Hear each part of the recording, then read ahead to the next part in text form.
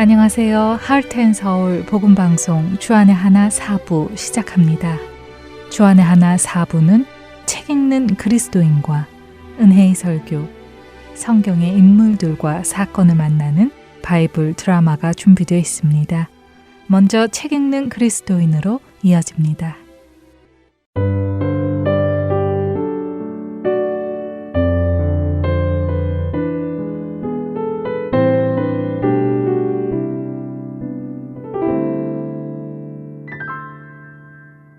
애청자 여러분 안녕하세요. 성도들에게 추천해드릴 만한 신앙서적을 읽고 내용 속에서 우리가 생각해볼 것들을 함께 나누는 시간, 책 읽는 그리스도인 진행의 설교입니다. 오늘부터는 여러분과 존 스토트 목사님이 쓰신 제자도라는 책을 중심으로 이야기를 나누어 보려 합니다. 먼저 이 책의 저자인 존 스토트 목사님을 간단히 소개해드립니다. 목사들의 목사라는 별명을 가진 존 스토트 목사님은 마틴 로이드 존스 목사님과 함께 20세기 영어권 최고의 설교자로 손꼽히고 빌리 그레엄과 함께 20세기 세계 복음주의의 세계화와 확산을 이끈 지도자라는 평가를 받고 있습니다. 또한 20세기에 가장 많이 판매된 기독교 서적들을 쓴 저자 중 한 명이기도 하죠. 존 스토트는 1921년 영국 런던에서 태어나 케임브리지 트리니티 칼리지를 졸업하고 케임브리지 리들리 홀에서 목회 수련을 받았으며 어릴 적부터 다녔던 영국 런던의 올 소울즈 교회 관할 사제로 30년간 섬기면서 강력하고 혁신적인 목회 사역을 수행하기도 했습니다. 또한 런던 현대 기독교 연구소를 설립하여 복음주의 정신과 성경적 원리로 현대 사회 문제들을 조명하며 대안들을 성경 안에서 제시하고 전파하는 데 평생을 헌신하였죠. 존 스토트 목사님은 많은 영향력이 있는 자리에 있었지만 언제나 소박한 삶을 살아 사람들에게 존경을 받았습니다. 또한 존 스토트 목사님은 평생을 독신으로 살았지만 엉클 존이라는 별칭이 있을 만큼 아이들에 대한 사랑, 가족들과의 편안한 관계, 뛰어난 유머 감각과 웃음, 가난한 이들을 향한 따스함이 있는 균형 잡힌 진정한 그리스도인이었습니다. 오늘부터 나눌 책 제자도는 88세의 존 스토트 목사님이 마지막으로 저술한 책으로 알려져 있는데요. 한평생은 신실한 그리스도인으로 또한 목사로 신학자로 살아간 존 스토트 목사님이 삶의 마지막에 어떤 말을 남기고 싶었는지도 볼 수 있을 것입니다.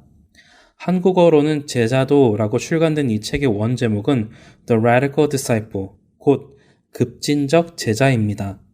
스토트 목사님은 책을 시작하며 머리말에서 왜 이 책의 제목을 급진적 제자로 정했는지부터 설명을 해주시죠.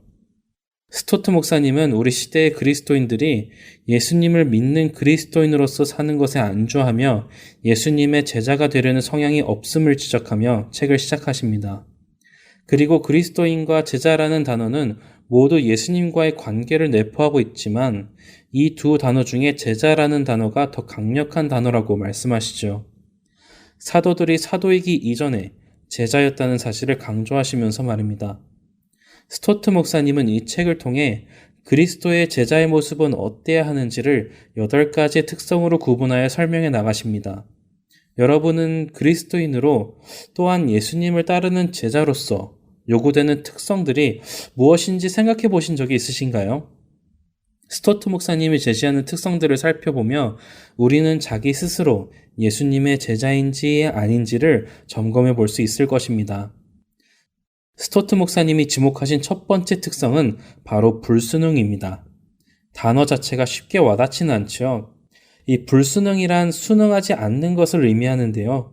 순응하지 않는 불순응이 그리스도의 제자의 첫 번째 특성이라니 무슨 말인지 쉽게 와닿지 않습니다. 그런데 스토트 목사님은 불순응의 특성을 세상을 닮지 않는 특성이라고 하시죠.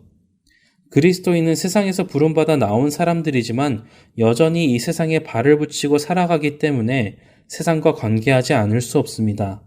그럼에도 불구하고 우리는 세상에서의 증인의 역할을 감당하면서 동시에 세상에 오염되지 않는 삶을 살아야 함을 말씀하시죠. 스토트 목사님은 그리스도인들이 세상에서 도피하여 거룩함을 보존하려 해도 안 되고 세상에 순응하여 거룩함을 희생시켜서도 안 된다고 강조하십니다. 이는 참 중요한 말씀입니다. 왜냐하면 많은 경우 사람들은 한쪽으로 치우치기 때문이죠. 거룩함을 지키기 위해 세상과 단절된 삶을 사는 극단적인 사람들이 있는가 하면 세상과 함께 지내며 세속화되어 세상과 구별 없는 사람들이 되기도 하기 때문입니다. 여러분은 어떠십니까? 여러분은 여러분의 정체성, 곧 거룩한 자로서의 정체성을 지키며 이 세상에서 살아가고 계시는지요? 혹시 세상과 타협하며 살아가고 계시지는 않습니까? 사실 요즘 시대 스스로를 그리스도인이라 부르는 사람들 중에는 하나님의 말씀인 성경을 기준으로 살아가기보다 자신의 생각과 자신의 성경 해석을 기준으로 살아가는 사람들이 많습니다. 그들은 성경의 이 말씀에 나는 동의할 수 없어. 요즘 시대에 어떻게 이 말씀대로 살아? 이것은 옛날 이야기이고 요즘은 그렇지 않아 라는 말을 하며 성경의 기준을 자기 자신에게 맞추며 살아가죠. 스토트 목사님은 이렇게 변하게 된 데에는 현대의 풍조가 교회 안에 들어왔고 성도들이 그 풍조를 받아들였기 때문이라고 하시죠. 그리고 그런 풍조에는 세상에 존재하는 여러 가지 이론들이 나름 타당하기에 기독교만 옳다고 해서는 안 된다고 생각하는 다원주의, 또한 자족하지 못하고 물질을 최고의 가치로 여기는 물질주의, 조금 전에도 언급했지만 하나님의 말씀과 현대 문화 속에서 상충되는 윤리적 상대주의, 자기 자신을 중요시 생각하고 자기 자신을 사랑하는 나르시시즘 등이 있다고 말씀하시죠. 사실 방금 나눈 이 풍조들은 철저한 세상의 풍조이며 가치관입니다. 그럼에도 이제는 교회 안에서도 이런 풍조에 영향을 받은 성도들이 하나님의 말씀을 왜곡해 가고 있죠. 하나님께 갈 수 있는 방법은 예수님 말고도 있다고 하는 생각들이나 다른 종교에도 구원이 있다고 생각하는 사람들, 하나님을 믿는 이유 자체가 부와 명예를 얻어 만사 형통하는 삶을 살기 원하는 사람들, 하나님의 말씀 중 자신이 납득할 만한 것들은 받아들이고 자신이 좋아하지 않는 구절들은 버리며 말씀을 취사 선택하는 사람들, 그리고 자신을 부인하지 못하고 오히려 자신을 사랑하기 때문에 하나님조차도 나 자신을 위해 존재하는 신으로 생각하는 사람들이 이 시대 교회 안에 점차 늘어가고 있습니다. 스토트 목사님은 그리스도의 제자들은 이러한 풍조에 불순응하고 오직 하나님의 말씀을 기초로 삼아 그리스도를 닮은 삶을 살아가야 함을 강조하십니다. 로마서 12장 2절의 말씀처럼 우리는 이 세대를 본받지 말고 오직 마음을 새롭게 함으로 변화를 받아 하나님의 선하시고 기뻐하시고 온전하신 뜻이 무엇인지 분별하며 살아가야 하는 것이죠. 여러분은 그리스도의 제자이십니까? 이 책을 읽어가며 그리스도의 제자로 변화되는 우리가 되기를 소망해 봅니다. 책 읽는 그리스도인 마칩니다.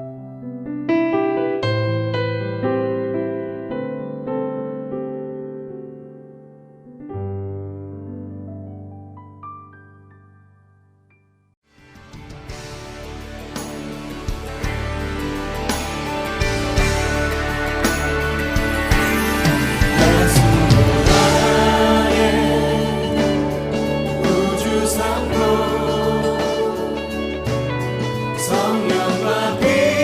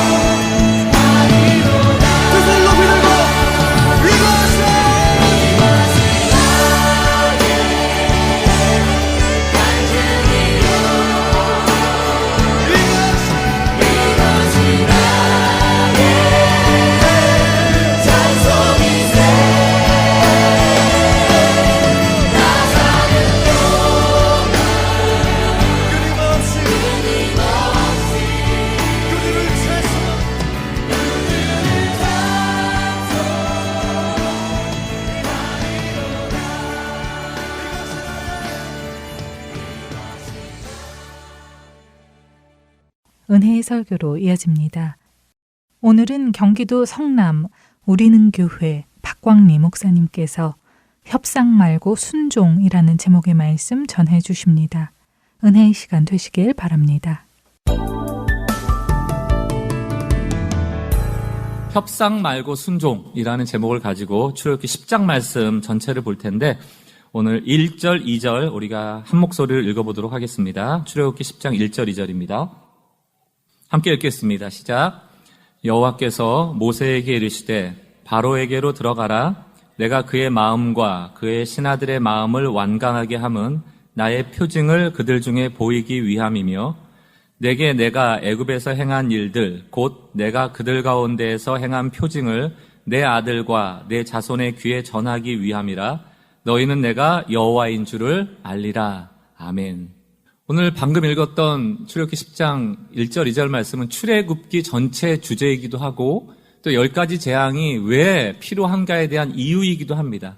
하나님이 어떤 분인 줄 알리는 거예요. 알리는 겁니다. 그의 능력으로 그의 재앙을 통한 그 전능함으로 알리는 거죠. 하나님이 여호와다. 여호와가 전능자요 창조자요 세상의 주관자임을 애굽에게 그리고 이스라엘 백성과 그 자손에게 알게 하기 위한 체험학습입니다. 10가지 재앙이 왜 10가지나 계속 지루하게 반복되는가? 우리에게 지루한 이야기가 아닌 게 바로왕이 우리거든요. 바로왕이 우리거든요. 왜 재앙이 계속됩니까? 교만함 때문이거든요. 하나님은 오늘 이 10가지 재앙을 계속적으로 우리에게 들려주시는 이유가 우리의 교만함을 꺾기 위한 메시지이기도 합니다. 오늘 이 출애굽기 재앙의 10가지를 통하여서 우리의 높아진 마음들이 낮아지고 나의 작음을 알고 하나님의 크심을 알게 되어지는 그런 겸손함으로 나가는 주의 백성들 되시길 바랍니다. 오늘 8번째, 9번째 재앙이 출애굽기 10장에 나오는데 이유는 똑같아요. 교만함입니다. 교만함. 출애굽기 10장 3절을 보십시오. 모세와 아론이 바로에게 들어가서 그에게 이르되 히브리 사람의 하나님 여호와께서 말씀하시기를 내가 어느 때까지 내 앞에서 겸비하지 아니하겠느냐. 겸비하지 않다는 게 뭡니까? 교만하다는 뜻이에요. 내 백성을 보내라. 그들이 나를 섬길 것이다. 근데 안 보내거든요. 왜? 교만하니까. 교만하다라는 다른 표현이 바로 겸비하지 않다라는 겁니다. 그렇다면 겸비하다는 게 뭔가? 그건 납작 엎드리는 태도거든요. 낮아지는 태도거든요. 무슨 얘기입니까? 바로왕 너는 신이 아니라는 거예요. 오늘 우리를 향하여서도 너가 전문가고 너의 분야에선 가장 잘 알고 너가 결정하고 너가 선택한 것이 가장 선하고 좋다라고 착각할 수 있지만 넌 신이 아니다. 너는 하나님이 아니다. 너를 만든 하나님이 있고 너는 코에 호흡을 주지 않으면 살아갈 수 없는 피조물일 뿐이다. 그걸 아는 게 겸비한 겁니다. 그때 창조하신 하나님 앞에 낮아지는 것이죠. 그러나 겸비하지 않다는 것은 목이 뻣뻣한 거예요. 내가 전문가인데, 내가 잘하는데, 내가 어른인데 하나님을 만만히 보고 하나님을 업신여기는 모습들, 그게 겸비하지 못한 모습입니다. 출애굽기 9장까지 바로왕은 또 애굽은 무려 7가지의 재앙을 거쳐옵니다. 많이 놀랐을 거예요. 한 번도 경험하지 못했던 재앙이었기 때문에 바로왕도 놀랐고 두려워했습니다. 그러니까 지난주에 봤던 7번째 재앙인 우박이 내린 이후에 뭐라고 바로가 얘기하냐면 9장 27절입니다. 바로가 사람을 보내어 모세와 아론을 불러 그들에게 이르되 이번은 내가 범죄하였노라. 여호와는 의로우시고 나와 나의 백성은 악하도다. 재앙을 내리니까 겸비해진 거예요. 바로왕이. 너무 무섭거든요. 그러니까 이 우박을 없애달라. 빌고 빌어서 간신히 우박이 사라졌습니다. 그랬더니만 잠시 겸비했던 마음, 교만함이 없어졌었는데 우박이 멈추자마자 그는 말을 바꿔서 완악한 마음을 갖거든요. 이게 계속 반복되는 상황입니다. 이게 바로 왕에게만 반복되는 상황이 아니고 우리도 똑같거든요. 우리가 제일 겸손할 때는, 우리가 제일 낮아질 때는 돈 없고 힘들 때예요. 고난당하고 어둠의 터널에 있으면 그냥 바짝 엎드리거든요. 근데 그 위기가 모면되어지고 그 순간만 좀 모면하고 나면 바로 또 교만해지잖아요. 그게 바로이고 그게 우리의 모습 아닙니까? 바로왕이 교만했던 그 실체, 왜 그렇게 교만했는가를 보면 가진 게 많다는 것 때문입니다. 군사력도 있죠. 내 명령 한 번이면 다 움직여지죠. 물질도 많죠. 이 큰 애굽이라는 강대한 나라가 내 손아귀 안에서 놀아나니까 신이 된 것 같은 착각을 하는 겁니다. 그러니까 교만해지는 겁니다. 다른 말로 얘기하면 모든 애굽 땅의 소유가 나의 소유라는 것, 그 소유에 대한 강렬한 집착이 바로 교만함이에요. 이거 다 내 힘으로 얻은 건데, 내가 열심히 해서 얻은 건데 빼앗길 수 없어. 이스라엘 백성들 내보낼 수 없어. 심지어 하나님도 내 허락 없이는 내 손에 들어온 것들은 함부로 가져갈 수 없어. 이거 내가 열심히 해서 번 거야. 내가 열심히 해서 얻은 거야. 이게 독불장군 아닙니까? 그래서 여러분, 복음이 있고 십자가의 영성이 있는 신앙인들은 절대로 없어야 될 단어가 바로 독불장군이에요. 혹은 승자독식 이런 거 있잖아요. 여러분, 여기서 응답받는 사람은 제일 오래 기도한 사람이고 제일 열심히 기도한 사람이고 그런 사람입니까? 그래서 여기서 막 내가 더 크게 기도해야 돼. 그래야만 나만 은혜 받을 수 있어. 내 아들만 서울대 갈 수 있어. 나만 성공할 수 있어. 그러려고 해서 경쟁하기 위해서 막 열심히 부르짖는 거예요. 복음에는 승자독식이 없어요. 독불장군도 없습니다. 심지어는 하나님은 악인에게도 비를 주시는 분이에요. 악인에게도 태양을 주시는 분이에요. 복음은 우리의 모두의 자격 없음을 시인하는 것입니다. 그럼에도 불구하고 우리에게 선물 주신 그 은혜에 감사하는 것이죠. 욥기를 보십시오. 바로왕에게 없었던 고백이 욥에게는 있어요. 모든 소유를 다 빼앗겼는데 욥이 위대한 이유가 20절 보십시오. 1장 20절. 욥이 일어나 겉옷을 찢고 머리털을 밀고 땅에 엎드려. 너무 슬프지 않아요? 자식이 죽고 재산을 잃었으니 얼마나 슬픕니까? 그런데 땅에 엎드려 불평불만하고 하나님께 손가락질하는 게 아니고 예배하고 이렇게 돼 있어요. 그 예배의 내용이 무엇인가? 그 예배에 하나님을 찬양했던 내용이 무엇인가? 그게 21절입니다. 이르되 내가 모태에서 알몸으로 나왔은즉 또한 알몸으로 그리로 돌아올지라도 주신 이도 여호와시요 거두어 가신 이도 여호와시나이다. 여호와의 이름은 영원히 찬송받으실 뿐입니다. 주신 이도 여호와고 다시 거두어 가신 이도 여호와인데 우리의 문제는 늘 뭡니까? 주실 때는 할렐루야, 취하여 가시면 놀렐루야죠. 깜짝 놀라는 거예요. 그거 안 된다고. 내 건데 왜 안 주시냐고, 왜 가져가시냐고. 그게 교만함입니다. 그게 바로왕입니다. 이런 맥락에서 보면요, 바로왕은 이스라엘 백성을 왜 못 내보내주는가? 그 이유는 당연히 이스라엘 백성이 자기 소유라고 생각하니까 그러는 거예요. 이거 뺏기면 노동력 뺏기는 것 아닙니까? 이거 뺏기면은 자기의 군사력을 잃어버리는 것 아니에요? 이 큰 노동력과 군사력을 가지고 애굽을 지탱해 왔는데 이거 내보내고 나면 안 되잖아요. 다 내 소유인데. 그래서 출애굽기에서 하나님이 의도적으로 반복적으로 쓰는 단어가 하나인데 그게 바로 내 백성이라는 단어입니다. 출애굽기 10장 4절 뭐라고 되어 있습니까? 너가 만일 내 백성 보내기를 거절하면 내일 내가 메뚜기를 내 경내에 들어가게 하겠다. 이 얘기는 뭡니까? 이스라엘은 너 백성 아니야. 내 백성이야. 너의 소유 아니야. 내 소유야. 바로왕은 이걸 인정하기가 힘든 거예요. 내 건데. 하나님조차도 내 것 취해 가시면 안 되는데, 거두어 가시면 안 되는데. 이런 탐욕과 고집에 물든 교만함이 있으니까 바로왕에게 어떤 증상이 나타나냐 하면요, 말만 하면 거짓말이에요. 입만 열면 손바닥 뒤집듯이 자기의 말을 바꿉니다. 왜? 자기 소유 안 뺏기려니까. 그럼 거짓말 잘하고 사기 잘 치는 사람들 왜 사기치고 왜 거짓말하고 왜 밥 먹듯이 말 바꿉니까? 손해 안 보려고 그러는 거예요. 더 이득 얻으려고 그러는 거예요. 세상에서는 그게 임기응변이고 뭐 칭송받는 일일지 모르겠지만 하나님 앞에서 교만함은, 거짓은, 늘 바뀌는 마음은 신실하지 못한 거예요. 하나님 기뻐하시지 않습니다. 거짓말하는 겁니다. 바로왕 주변 사람들은 다 알고 있을 겁니다. 바로왕이 얼마나 손바닥 뒤집듯이 거짓말을 많이 하는지, 말 바꾸기를 하는지. 왜? 왕이니까 내 마음대로 다 하는 것 아닙니까? 얘기했다가도 손해보면 나 그런 얘기 한 적 없어. 그리고 나를 대적하고 나가 거짓말했다고 공격하는 사람들은 숙청해, 정적들 제거해, 그래버리면 끝나는 것 아니에요? 애굽왕 바로의 거짓말은 그 애굽을 통치하는 가장 강력한 수단이었을 겁니다. 지금까지 그렇게 다스려 온 거예요. 그게 다 먹힌 겁니다. 요즘은 어떤가? 덜합니까? 안 그렇죠. 출애굽기 10장 27절 28절 말씀 보세요. 9번째 재앙이 끝날 때쯤 되니까 바로왕이 죽겠거든요. 그러면 겸손하게 겸비해져야 되는데 오히려 어떤 증상이 나옵니까? 27절. 여호와께서 바로의 마음을 완악하게 하셨으므로. 오해하지 마세요. 좋은 사람을 나쁘게 만들었다는 게 아니고 그 완악한 마음을 내버려 두셨다는 겁니다. 유기했다는 거예요. 방치했다는 거예요. 왜? 재앙을 내보내기 위해서.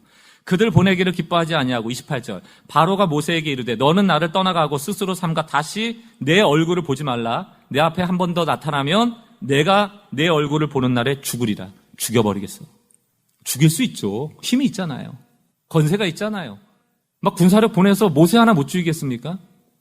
이게 자기 방어 기전이 강해지면요, 사람이 거짓말하고 말 바꾸기 하고 신실하지 못한 것을 뛰어넘어 사람을 해하기까지 한다. 분노가 치닫는다.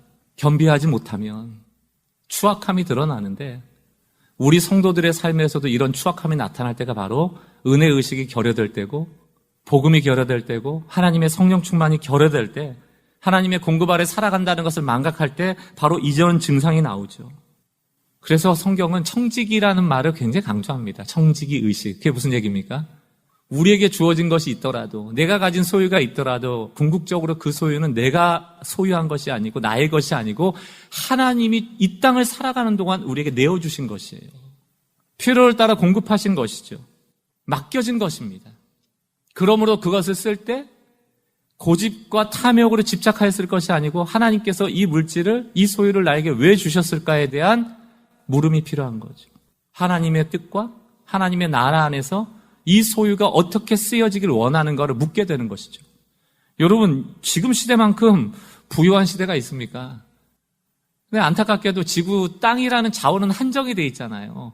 그 한정된 자원을 티끌까지 파가지고 그거를 우리의 소모품으로, 소비품으로 만들고 나면 결국 뭐 지구는 자원이 고갈될 때가 오는 것이죠. 그럼에도 불구하고 그 자원을 다 소모해서라도, 허비해서라도 내 개인의 풍요를 위해 기꺼이 그 자원을 소비하겠다, 이런 마음을 가지고 우리가 이 시대를 살아가고 있으니까 뭐 이제 금방 고갈이 오겠죠. 전쟁이라는 게 다른 겁니까? 자원이 고갈됐을 때 더 가지려는 사람과 빼앗기는 사람의 관계가 전쟁 아니에요. 영토를 더 가져야 된다, 영토 분쟁이 있고, 바다를 더 가져야 된다, 바다 해양 분쟁이 있고, 다 뭡니까? 자원 분쟁이거든요. 하나님이 요구하시는 예배는 뭡니까? 하나님이 찾으시는 예배자는 조명 밑에서 이렇게 마이크 잡고 빛나는 그런 영웅이 필요한 게 아니고, 한마디의 말씀이라도 그 말씀을 청종하고 마음에 두는가, 따를 의지가 있는가, 그 사람 찾는 거예요. 우리의 삶이 무엇으로 유지되고 있는가. 이렇게 죄악된 삶 가운데도 하나님이 우리를 살아가게 하시는 그 근간이 무엇인가? 그거는 남겨진 은혜가 있기 때문이에요. 꼭 기억하셔야 돼요. 우리의 삶을 유지하는 근간이 바로 하나님의 은혜다. 여러분, 그런데 근간을 빼앗겨버렸잖아요. 하나님의 은혜가 남김없이 메뚜기 떼에 먹혀버렸잖아요. 그때 나오는 증상이 바로 바로왕의 신하들조차도 바로왕을 공격하기 시작하는 거예요. 신적인 존재인데 생각해보세요, 여러분. 바로왕의 칼에 맞아 죽나, 못 먹어 굶어 죽나, 매한 가지인 거예요. 그랬더니만 출애굽기 10장 7절 뭐라고 되어 있습니까? 바로의 신하들이 그에게 말하되 어느 때까지 이 사람이 우리의 함정이 되리까? 그 사람들을 보내어 그들의 하나님 여호와 섬기게 하소서. 내 보내소서. 우리라도 먹고 살아야 되는 건 아닙니까? 그러나 왕은 아직도 애굽이 망한 줄 모르고 있습니다. 다 알아요. 하나님의 재앙으로 애굽이 쑥대밭이 됐습니다. 먹을 게 하나도 없어졌어요. 누구만 모른다? 바로 왕만 모른다. 교만함이 무서운 게 이거예요. 누가 가장 모르는가? 가장 많은 것을 가지고, 가장 높은 지위를 가지고 높은 곳에 있으면 있을수록 그 교만함의 끝을 몰라요. 왜? 여전히 잘 되고 있는 것처럼 보이고, 여전히 높은 자리에 있는 것처럼 보이고, 여전히 내 소유는 많은 것처럼 보이거든요. 바로 왕의 상황은 지금 나쁩니다. 하나님의 남겨둔 은혜도 거두어지고 주변 사람도 떠나가고 위기에 봉착했거든요. 이 정도 왔으면 겸비해져야 되는데 교만함의 끝판왕이 등장합니다. 근데 협상의 상대를 잘못 고른 거예요. 바로 왕이 누구와 협상하기 시작합니까? 하나님과 협상하는 거죠. 신앙생활 할 때도요, 하나님과 협상하는 신앙들이 있습니다. 우리의 기도의 내용들을 보면 자꾸 하나님하고 협상해요. 하나님, 내가 이만큼 하면 하나님도 이만큼 하시고, 뭐 이런 거 있잖아요. 그런데 바로는 하나님을 오해했죠. 자기 것을 다 뺏어간다고 생각했습니다. 그러니까 협상하는 거예요. 출애굽기 10장 11절 보세요. 딱 바로가 했던 첫 마디가 그렇게 하지 말고 이렇게 나옵니다. 이스라엘 백성 남녀노소를 다 데리고 나가고 가축과 소유까지 다 가지고 나가라. 하나님 그렇게 명령하셨는데 바로 왕은 아유 그렇게 하지 말고 너희 장정만 가서 여호와를 섬기라. 이것이 너희가 구하는 바니라. 이에 그들이 바로 앞에 쫓겨나니라. 이렇게 내가 장정만 가면 보내줄게. 다시 말하면 어린애들 보내지 말고 가축 보내지 마라. 이거 볼모로 잡겠다는 거예요. 마귀가 우리를 이렇게 시험할 때가 많습니다. 우리가 적당하게 협상하기 위해서 볼모로 잡을 때가 많아요. 여기 넘어가시면 안 돼요. 그러다가 또 메뚜기 재앙과 몇 가지 재앙을 또 받고 나니까 또 정신 차렸죠? 그러니까 또 협상이에요. 24절. 바로가 모세를 불러서 이르되 너희가 가서 여호와를 섬기되 너희의 양과 소는 머물러 두고 너희 어린 것들은 너희와 함께 갈지니. 이번에는 장정하고 어린이까지는 가. 그러나 가축은 못 가.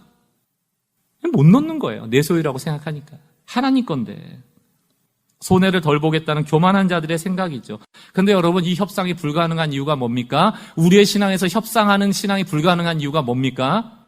협상이라는 것은 서로가 가진 자원과 힘과 권력을 쉐어하는 거거든요. 적정선에서 협약을 맺는 거거든요. 가진 게 있어야 되는 거예요. 문제는 바로에게는 바로의 것이 없다. 모든 것이 하나님께서 주신 것이다. 그러므로 사랑하는 성도 여러분, 하나님과는 협상이 불가능하다. 하나님은 협상의 대상이 아니에요. 우리가 이걸 가지고 협상하려고 하는 이게 다 하나님 거라니까요. 내 것인 게 없단 말이에요. 근데 어떻게 협상이 가능합니까? 가축도 어린아이도 이스라엘 백성의 장정도 다 하나님의 것인데 어떻게 협상이 가능해요? 오늘 설교 제목이 뭡니까? 협상 말고 순종. 협상 말고 순종. 하나님은 순종을 원하시는 거지 협상하는 게 아니에요. 여기서 매우 중요한 메시지가 하나 나옵니다. 여러분, 하나님이 내 백성을 내보내라 할 때 모세와 아론을 통해서 바로를 찾아가서 이렇게 말하라고 하지 않아요. 야, 이스라엘 백성을 내보낼 수 있는지 한번 물어봐. 라든가. 아니면 너가 그 이스라엘 백성 내보내주면 내가 이렇게 해줄 텐데 바로가 그렇게 생각하는지 동의하는지 물어봐. 안 하거든요. 뭐 합니까? 내 백성을 내보낼 것을 명령하신다고요. 성경은 명령이 엄청 많습니다. 하라는 거예요. 근데 우리가 하나님의 명령에 대해서 오해하면 신앙에 문제가 생깁니다. 예를 들어서 하나님이 외아들 이삭을 주신 다음에 아브라함한테 독자 이삭을 제물로 바치래잖아요. 제물로 바칠 때 아브라함한테 야, 사실은 내가 너한테 여호와 이레로 순양을 산에다가 준비해 놓을 텐데 너의 믿음을 보기 위해서 아들을 너가 혹시 줄 수 있을지 내가 궁금하네. 설득하고 이해하고 공감하는 게 아니에요. 명령하는 겁니다. 요단강을 밟으면 열릴 거기 때문에 밟으라고 명령하는 거예요. 열어놓고 밟으라고 하질 않아요. 명령이 많습니다. 왜 명령이 있을까? 여러분, 명령에 대해서 잘못 반응하는 사람들은 이런 식의 반응입니다. 하나님, 그 명령 들었는데 제가 이해 안 되는 부분이 있어요. 좀 논리적이고 합리적으로 저를 좀 설득해 주세요. 이게 잘못된 반응이고요. 잘된 반응, 올바른 반응은 무엇일까 하면 하나님이 명령하시는 이유를 아는 거예요. 뭐냐 하면 하나님 명령하실 때는 우리가 이해할 수 없기 때문에 명령하시는 거예요. 우리가 하나님 다 이해할 수 있습니까? 하나님이 보는 것만큼 볼 수 있습니까? 못 보거든요. 미래는 우리의 영역이 아니거든요. 앞으로 일어날 일도 우리는 모르거든요. 요단강을 밟을 때 열릴지 말지 모르거든요. 누구만 아세요? 하나님만 아시거든요. 그러니까 명령하는 겁니다. 왜? 하면 좋은 거니까. 이게 명령하는 이유예요. 그러므로 하나님은 우리에게 이해와 설득을 요구하시는 게 아니고 순종을 원하시는 거예요. 협상 말고 순종. 우리가 자꾸 협상하려고 하고 하나님께 순종하지 못하는 이유는 두 가지인데 첫 번째는 듣지를 못합니다. 왜 못 듣습니까? 어디서 하나님의 말씀을 들어요? 성경과 기도거든요. 두 가지입니다. 성경 안 보고 기도 안 하면 청종, 들려지질 않아요. 두 번째, 들었다 하더라도 하나님, 듣긴 들었는데 제가 이해가 안 돼요. 제 상황에선 이거 할 수 없는데 하나님 혹시 제 상황을 모르시나요? 저를 더 설득해 주세요. 순종 안 합니다. 하나님 명령하실 때는 순종을 요구하시는 거예요. 그리고 그 순종의 결과는 좋은 것이기 때문에. 이게 단순하지만 신앙의 원리입니다. 이해하겠다라는 것이 교만이에요. 이해할 수 있었으면 설명을 했겠죠. 그러니까 우린 이해할 수 없거든요. 우린 교만하거든요. 우리 이기적이고 탐욕적이거든요. 그래서 우리를 이해하고 설득시키는 일은 매우 이기적이고 탐욕적이어야 한다. 그때 비로소 이해한다고 말할 테니까. 손해보는 걸 누가 이해했다고 합니다. 손해보는 일을 시켰을 때 누가 그걸 이해하겠습니까? 누가 합리적으로 논리적으로 받아들이겠습니까? 안 하죠. 그래서 하나님 명령하시는 거예요. 그래서 여러분들 순종하는 사람은 이거 한 다음에 어떤 일이 주어져요? 어떤 좋은 결과가 있어요? 여기 관심이 없어요. 순종하는 것 자체가 좋은 일을 가져올 것이라는 하나님에 대한 믿음이 있는 거예요. 좋은 일이 생길 것에 대한 믿음이 아니고 뭐가 나한테 주어질 것이라는 그 선물에 관심 있는 게 아니고 하나님은 선하시다, 하나님은 사랑이시라는 하나님에 대한 신뢰가 있는 겁니다. 그럼 우리의 믿음의 실체가 뭡니까? 내가 원하는 그게 나한테 주어질 거라는 믿음이 아니고 하나님은 좋은 분이야에 대한 믿음이에요. 뭘 주셔도 괜찮다. 어떤 것도 괜찮다. 그게 나에게 가장 좋은 것임을 믿는 거죠. 그러므로 하나님이 어떤 분임을 모르며 순종할 수가 없어요. 출애굽기 1장이 어떻게 시작됩니까? 요셉이 죽은 후에 애굽의 왕이 여호와를 하나님을 몰랐다 이렇게 되어 있거든요. 우리도 마찬가지입니다. 협상하는 신앙들, 내 교만함을 근간으로 내 탐욕과 고집을 채우려는 신앙들, 그것으로 하나님의 복을 받을 수가 없습니다. 순종하는 자에게 복을 주시죠. 한번 따라했으면 좋겠습니다. 협상 말고 순종. 이게 하나님이 원하시는 거예요. 여러분 요즘 근래 명령을 들으신 게 있습니까? 이해와 납득을 요구하는 게 아니에요. 아멘으로 순종하시면 됩니다. 그 순종이 복을 가져오는 것이죠. 좋은 결과가 올 수밖에 없는 필연적 결과는 순종하는 순간 이미 예약되어 있다. 이미 일어나고 있다. 그 믿음으로 살아가는 것입니다. 이 협상하라는 교만함을 하나님은 또 깨시죠. 마지막 9번째 재앙이 바로 흑암입니다.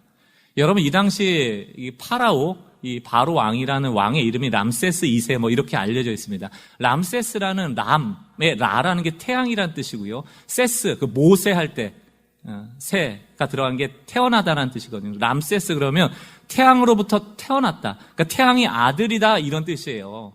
그러니까 신이죠. 태양신을 섬기던 그 애굽 땅에 이 바로 왕은 신인 거예요. 태양의 아들. 거기에 하나님이 흑암을 내려버립니다. 3일 동안 깜깜해서 눈앞에 한 치도 볼 수가 없어요. 이 메시지가 뭘까요? 바로 너가 태양의 아들이야? 너가 빛이야? 그럼 이 어둠을 뚫고 빛을 발해봐. 애굽을 구원해봐. 3일 동안 빛 한 점이 들어오질 않아요. 그 얘기는 뭡니까? 결국 3일 동안의 흑암을 경험한 모든 애굽 사람도, 그 3일 동안 어둠이 내리지 않았던 이스라엘 땅도 람세스라 이름하는 바로 왕은 신이 아니었음을 증명하는 것이고, 진정한 신은 이스라엘의 빛을 준 하나님이시다 알게 하신 거거든요. 벌거벗은 임금님이 실제로 벌거벗었음을 신랄하게 드러내버리는 게 바로 9번째 재앙이에요. 하나님은 전능하시며 바로는 무능한 피조물의 하나일 뿐이다. 그걸 보여주는 것이거든요. 저는 오늘 이 흑암 재앙을 생각하면서 좀 묵상을 해봤어요. 3일 동안 바로 왕은 그 흑암 속에서 뭐 했을까? 하나도 안 보였대요.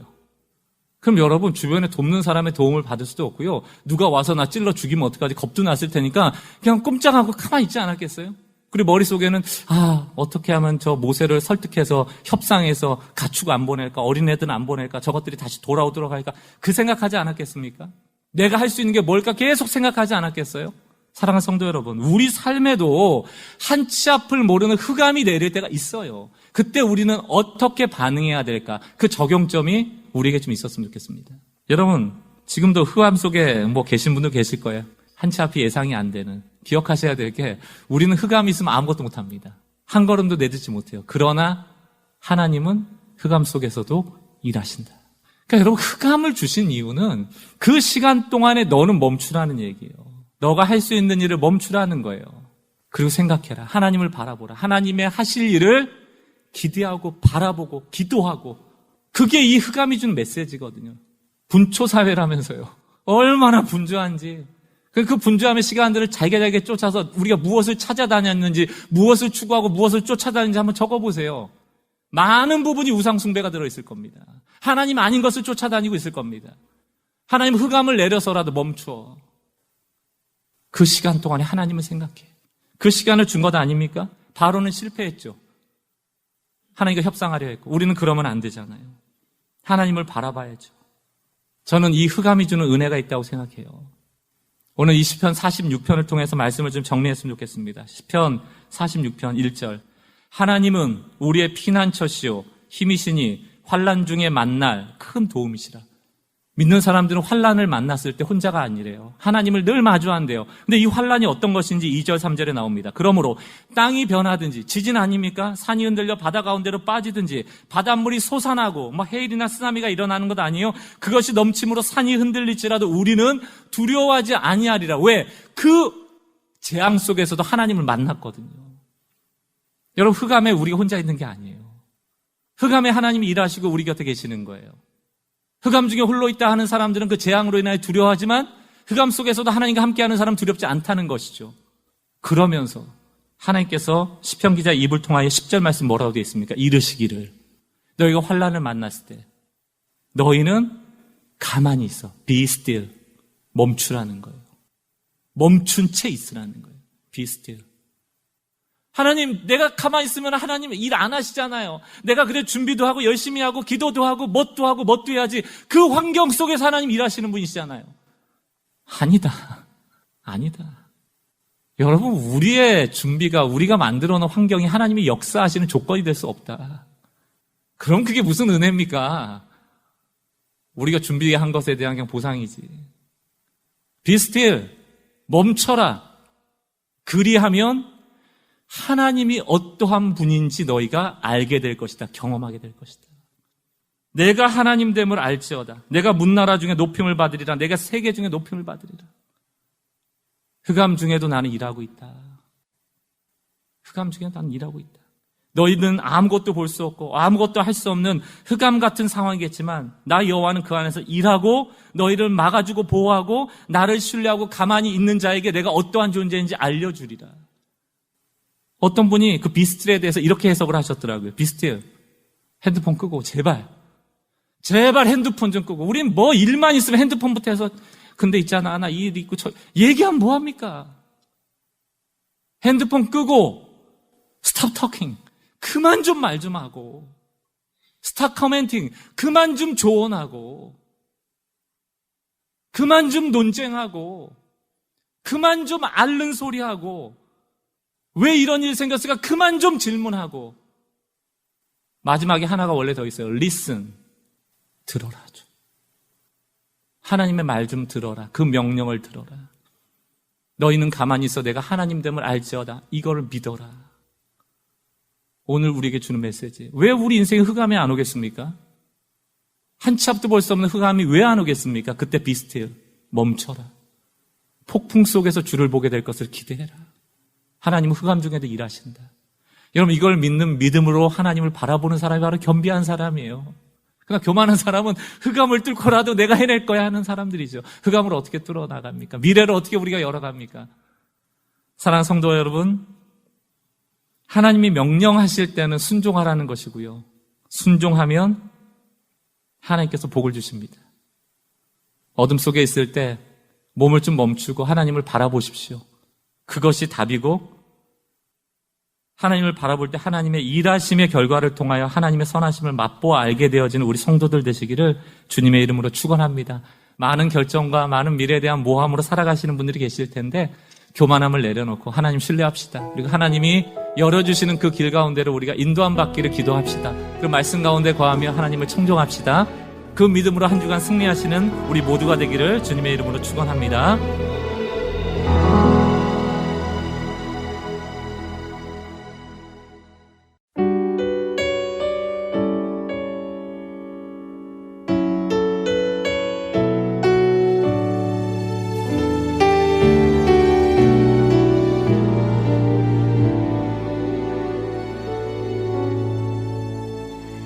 나는 아무것도 아닙니다. 주님의 사랑이 없으면 나는 아무것도 모릅니다. 주님의 지혜가 없으면 나는 아무것도 못합니다. 주님의 능력이 없으면 나는 한순간도 못 삽니다. 주님의 생명이 없으면 이제 내가 사는 것 아니요 그리스도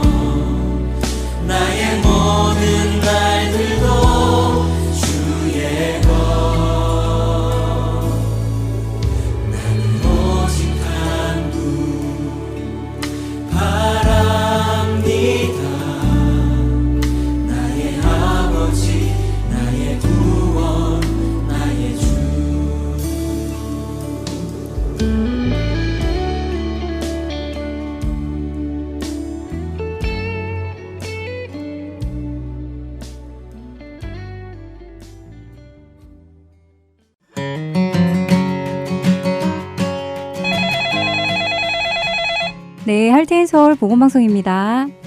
안녕하세요. 저는 시카고 청취자 정소망이라고 합니다. 네, 안녕하세요. 어떻게 도와드릴까요? 다름이 아니라 할텐 서울 복음방송에 뭔가 도움이 되는 일을 하고 싶은데 저처럼 먼 곳에서도 봉사할 수 있는 일이 있을까요? 그럼요. 당연히 있지요. 전화 주셔서 감사합니다. CD를 만들기 전에 두 편의 설교를 미리 들어주시는 봉사로 스마트폰으로 들으시면 되기 때문에 장소와 시간에 상관없이 사역에 참여해 주실 수 있습니다. 설교를 듣는 것만으로도 도움이 될 수 있다고요? 네, 물론입니다. 마침 이 사역에 애청자분들의 많은 지원을 받고 있어요. 오, 그렇군요. 그렇다면 지금 바로 시작할 수 있어요. 일주일에 단 2편의 설교를 들어보시는 것만으로도 방송의 원활한 진행에 큰 도움을 주실 수 있습니다. 이 사역에 동참을 원하시는 분은 할텐서울 복음방송 사무실로 전화를 주시거나 카톡으로 연락을 주세요. 전화번호는 602-866-8999번입니다. 감사합니다. 사랑하는 나의 목자 음성이 나를 언제나 불러주신다. 기쁜 소식 사랑으로 땅끝까지 전하는 아랜소.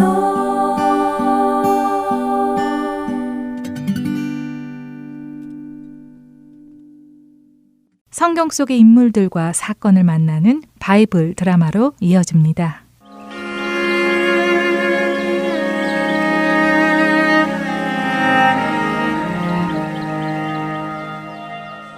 애청자 여러분 안녕하세요. 바이블 드라마 사무엘편 진행의 박용규입니다. 아버지 다윗을 향해 칼을 뽑았던 압살롬의 반란은 요압 장군이 압살롬의 심장을 찌름으로 끝이 났습니다. 다윗의 정부군은 반란군을 상대로 싸워 승리한 것이지요. 이때 사독 제사장의 아들 아히마아스가 기쁜 마음으로 요압 장군에게 말합니다. 요압 장군님, 이 기쁜 승리의 소식을 제가 가서 다윗 왕께 알리게 해주십시오.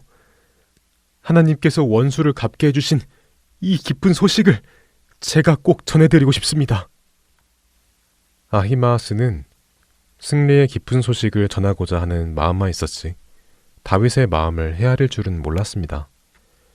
아무리 반란군이라 하더라도 압살롬은 다윗의 아들이었기에 자신의 아들이 죽은 것을 다윗이 기뻐할 리는 없었습니다. 그러나 아히마아스는 그것을 몰랐죠. 그런 그를 요압 장군이 말립니다. 아히마아스, 아니다. 그 소식을 네가 전하지 말도록 해라. 네? 아닙니다. 이 기쁜 소식을 제가 전하게 해주십시오. 너는 오늘 승리의 소식을 전하는 자가 되지 말고 훗날 다른 전쟁에서 승리한 소식을 전하도록 해라. 오늘 왕의 아들이 죽으셨다. 그 소식은 결코 기쁜 일이 아니다. 요압은 아히마아스를 말리고는 주변에 있던 구스 출신 병사에게 말합니다. 너는 어서 다윗 왕께 가서 네가 본 것을 그대로 전하도록 해라. 요압의 명령에 구스의 병사는 급히 뛰어 달려갑니다. 구스 병사가 뛰어가는 것을 본 아히마아스는 또다시 요압에게 부탁합니다. 요압 장군님, 저도 보내주십시오. 저 병사는 가는데 저는 왜 못 갑니까? 저도 가도록 허락해 주세요. 저 병사 뒤에 제가 가겠습니다. 허락해 주세요. 아히마아스야, 도대체 왜 그러느냐? 너는 이 소식을 전한다 하더라도 상을 받지 못할 것을 모르느냐? 어찌 왕에게 왕의 아들이 죽었다는 소식을 전하고도 상을 받을 것으로 생각하느냐? 그러지 말거라. 그것은 제가 알아서 하겠습니다. 그러니 보내주십시오. 아히마아스가 계속해서 요구하니 요압도 더 이상 막을 수가 없었습니다. 결국 허락했지요. 알겠다. 내 뜻이 정 그렇다면 그리하도록 해라. 감사합니다. 대답과 동시에 아히마아스는 달리기 시작합니다. 워낙 달리기도 잘하던 그였고 또한 지리를 잘 알고 있었던 그였기에 아히마아스는 지름길로 뛰어가기 시작했습니다. 그리고 얼마 지나지 않아 먼저 출발한 구스 병사를 앞지르기 시작했죠. 한편 다윗은 전쟁의 소식을 조마조마한 마음으로 기다리고 있었습니다. 참으로 아이러니한 상황이었지요. 승리를 원하지만 승리는 곧 자신의 사랑하는 아들의 죽음을 의미하는 것이기에 그렇다고 패배를 원할 수도 없는 상황이었습니다. 다윗이 그렇게 전쟁이 일어나는 것을 바라보며 마음을 졸이고 있을 때 멀리서 누군가 달려오는 것이 보였습니다. 그것을 먼저 발견한 파수꾼이 다윗에게 알렸습니다. 왕이시여, 저기 누군가 이리로 달려오고 있습니다. 오, 그래. 달려오는 그 사람이 한 사람이더냐? 만일 한 사람이라면 분명 좋은 소식을 가지고 오고 있는 것일 것이다. 네, 혼자서 달려오고 있기는 합니다만 뒤에 또 다른 사람 하나가 달려오고 있음도 보입니다. 그래. 그렇다면 그 사람은 다른 소식을 가지고 오는 것이겠구나. 이런 도대체 무슨 소식을 가지고 오는 것인지 답답하구나.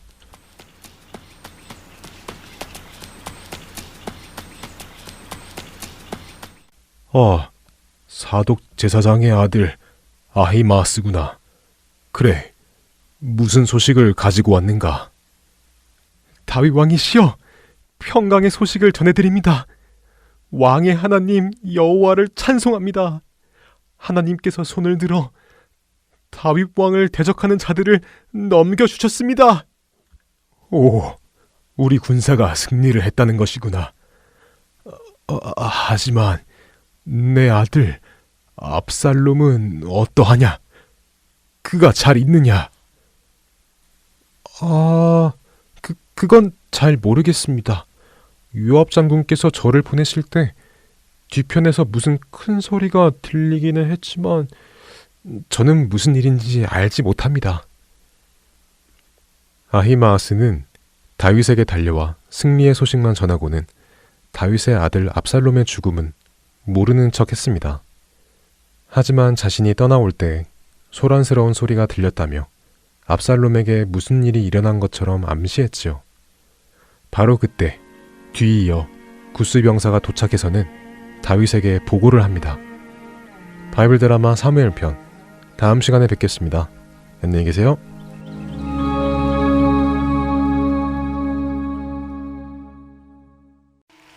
나의 영원하신 기억 생명보다 귀하다. 나의 갈 길 다가도록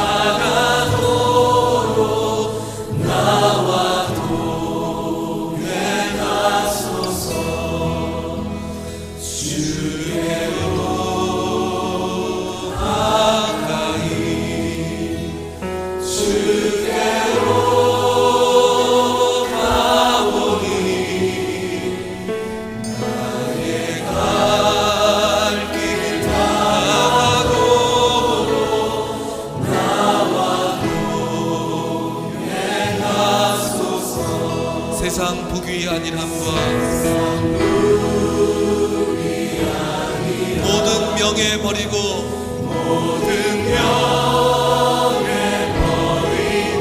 험한 길을 가는 동안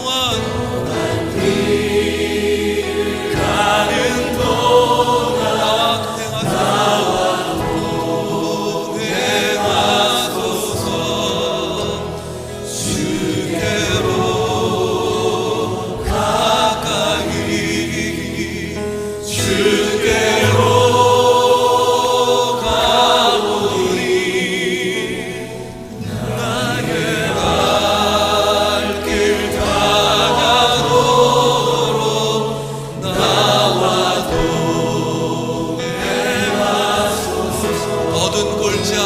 지나가며 험한 바다 건너서 천국 문에 이르도록 나와 동행하소서.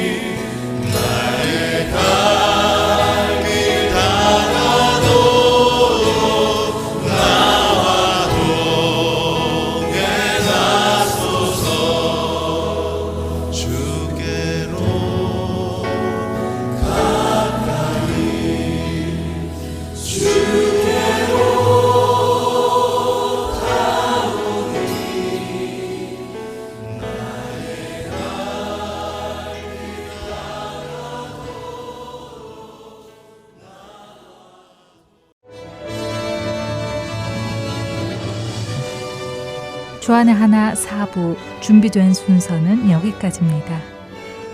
언제나 주 안에서 기뻐하며 감사하는 하루하루가 되시길 소망하며 다음 이 시간 다시 찾아오겠습니다. 고맙습니다.